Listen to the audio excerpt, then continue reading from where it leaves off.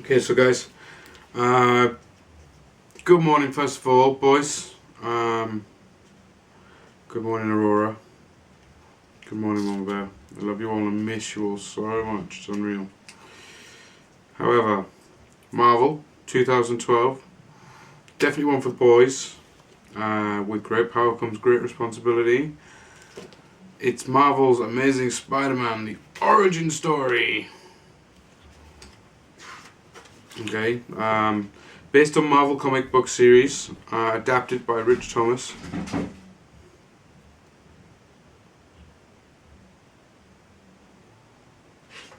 Okay, so, have you ever felt lonely, sad, powerless? Peter Parker felt that way every day. He was a student in Midtown High. Some of the other kids at school didn't understand why Peter enjoyed the things he did. And sometimes when kids don't understand some things, they can act cruel. Peter enjoyed all his classes, but science was his favourite. He was the best student Midtown High had seen in many years, and his teachers were very proud of him. The only thing Peter loved more than science was his family. He lived with his Aunt May and his Uncle Ben in Queens, New York, and whenever Peter felt sad at school, he remembered he'd come home soon and he'd start to smile. Even though some of the kids at school didn't like him, Peter never stopped trying to be friendly. He had heard about a great demonstration at the Science Hall. He asked the other kids if they wanted to join him. The other students just laughed. Peter, one of them, a bully named Flash Thomas, even pushed him to the ground.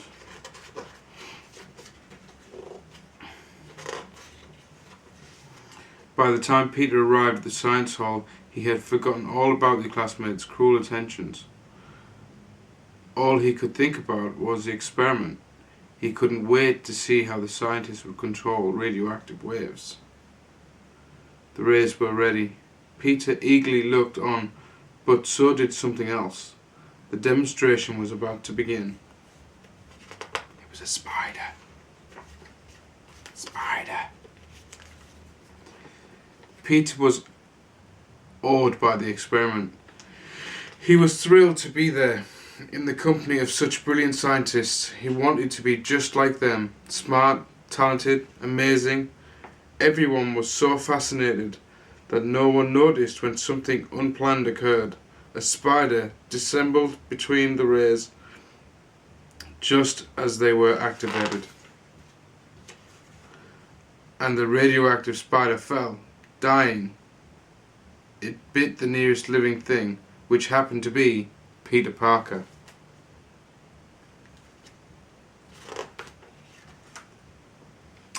As soon as he was bitten, Peter felt weak and tired. The room began to spin. The scientists noticed that Peter looked ill and they offered him help. But Peter just wanted to get out of the dark laboratory and into the fresh air. Peter felt a sudden tingling. I don't know, I can't pronounce that one, sorry guys. Peter felt a sudden tingling in his head. It was an itching, urging, nagging feeling. The only thing he could understand about it was that he was meant to react, to do something. So he did. Peter was sure he was dreaming. He couldn't really be climbing up the wall. Nobody could do that, as he's hanging off the wall. When he reached the roof, he grabbed onto the chimney and he crushed it. He didn't have that kind of strength before. Peter felt the tingling feeling again. This time it gave him the urge to spring, and so he jumped one tall roof to another. And when he wanted to go back down the street, the same strange feeling told him the easiest way to get there was to climb down the clothesline. Somebody else's clothesline. Peter stared at himself in amazement. How could this be happening? Then, Peter realised he had started feeling different right after being bitten by that spider in the lab. Somehow, the experiment must have affected the dying creature, and when it bit Peter Parker, it transferred its powers to him. He was wandering home, amazed and half-dazed. A sign outside an old wrestling theatre caught his eye. It could be the perfect way to test all his newfound abilities. Peter rushed home across the rooftops, and then he rushed right back, wearing a mask. Peter was ready to test his new powers on the brutish wrestler called Crusher Hogan. Peter wore a disguise so that no one would make fun of him in his plan and his plan didn't work. He'd been teased and taunted enough. When Peter challenged him, Crusher Hogan laughed. But Crusher Hogan soon found that he was very strong to do so. Very wrong to do so. Sorry, guys. Peter was paid well for the victory. The man in the crowd even asked him if he'd want to be on TV.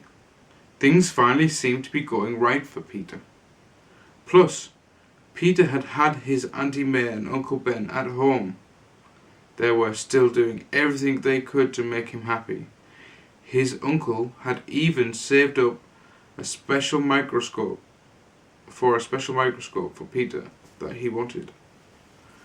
With his new microscope, Peter's experiments would be better than ever. Uncle Ben reminded him that the knowledge and science were power, and Uncle Ben told Peter, with great power comes great responsibility. Peter was too excited to settle down. He used his new microscope, his chemistry set, and his knowledge of science to create a very powerful fluid. It had the strength and silkiness of a spider silk. Then he created a device that could spin the fluid into a web, the same way a spider would. He called them his web shooters. Finally, he designed a sleek new costume. Now all he needed was a stage name. He arrived at one as good as any other. SpiderMan! Da-da-da-da. Peter's TV appearance was a huge hit. After all, who wouldn't be amazed by a Spider-Man climbing up walls and springing from his own web? Soon, someone wanted a piece of Spider-Man. Peter was starting to feel important, wanted and powerful. No one would ever be able to push him around again. Not when he had power like this. Peter got lost thinking about how wonderful his life would be. He daydreamed about the fame and celebrity, and when a security guard called him down the studio hall, Peter ignored him. The crook that the guard was chasing raced into an elevator. The door closed and the thief escaped. But Peter didn't care. He had great power. And from now on, he only needed to look out for one person, himself. It didn't take long for Peter to forget about the officer and the escaped criminal. In fact, by the time he got home, they were furthest thing from his mind. He was just happy to be with people who loved him. And in his spare time, when he was not studying or home with his family, Peter went out as a famous spectator, Spider-Man. But one night on his way home from TV performance, Peter arrived to find something worrisome.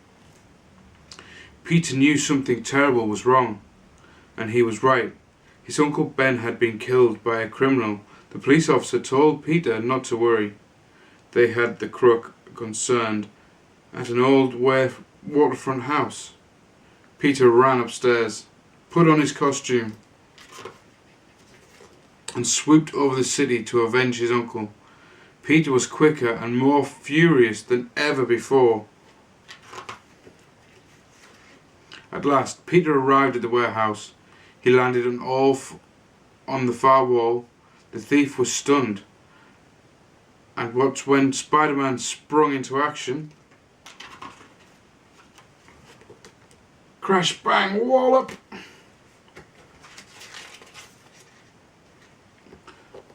The crook's hat flew from his head, and Peter finally took a good look at him. Peter felt a heavy weight in his chest. He couldn't be, but he was. The man who had killed his uncle was the same man he allowed to escape into the elevator at the studio. If only Peter had stopped him then. If only he had not acted so selfishly. Stunned, Peter tied up the criminal in webbing and dangled him from a street lamp for the police to find. The most Peter could do now was prevent him from hurting anyone else. Through the haze of his grief, Peter realized something. He had not chosen these abilities, but it was an obligation to use them for good. It was not about money or fame or any of the other rewards his power could give him. He had finally realized that what his Uncle Ben had told him was true. With great power comes great responsibility. And that was the rule that Peter Parker lived by from that day forwards. That one's for you, boys. I love you all loads and I'm missing you loads. See you soon.